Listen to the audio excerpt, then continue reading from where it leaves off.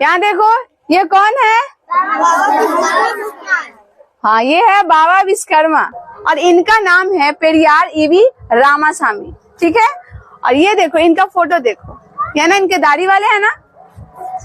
तो आज जो 17 तारीख है, तो 17 तारीख इनका जन्मदिन नहीं मनाकर 17 सितंबर को विश्वकर्मा पूजा मनाया जाता है ना। बाबा विश्वकर्मा का नाम लिया जाता है।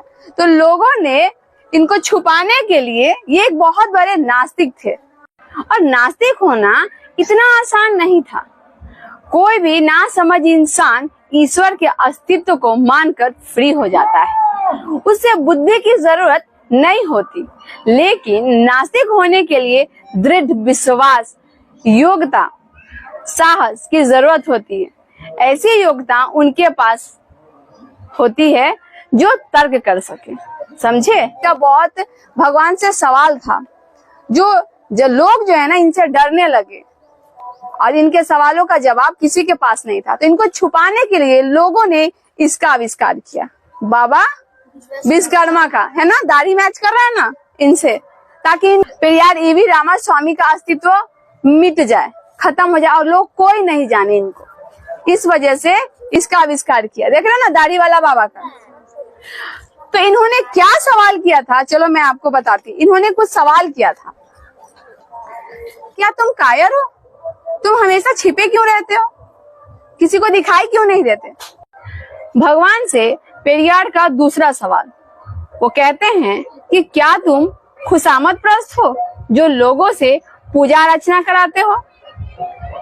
तीसरा प्रश्न, क्या तुम भूखे रहते हो जो लोगों से मिठाई, घी, फल फूल आदि मांगकर खाते हो? चौथा प्रश्न, क्या तुम मांसाहारी हो जो लोगों से निर्बल पशुओं की बलि मांगते हो? पांचवा प्रश्न, तुम गूंगे हो जो करोड़ों लोग तुमसे सवाल करते हैं और तुम जवाब नहीं देते हो। भगवान से पेरियार सवाल करते हैं, क्या तुम कमजोर हो जो रोज होने वाले बलात्कार को रोक नहीं सकते? इसी प्रकार पेरियार ने 15 सवाल भगवान से पूछा है और ये कुछ सवाल मैंने तुम सबको बताया है। और तुम सबको पता है दुनिया में जो 33 करोड़ देवी देवता जो घूम रहे हैं, उनका जन्म कैसे हुआ है, वो कैसे आए हैं, इस पे भी पेरियार साहब कहते हैं, सुनो।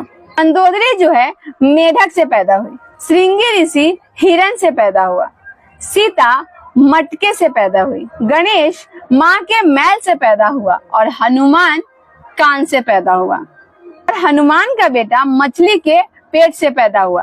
तो हमारे जो देवी देवता हैं इस तरीके से पैदा लेकर धरती पर आए थे। और राजा दशरथ के 3 रानियां थी और उसे जो बच्चे हुए थे वो फल के खीर खाने से हुए थे।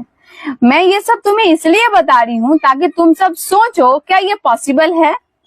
कोई कान से पैदा हो सकता है? कोई मछली के पेट से पैदा हो सकता है? ठीक है, ये सारे सवाल पेरियार साहब के थे। और तो और हद तो तब हो गई जब कर्ण सुर से पैदा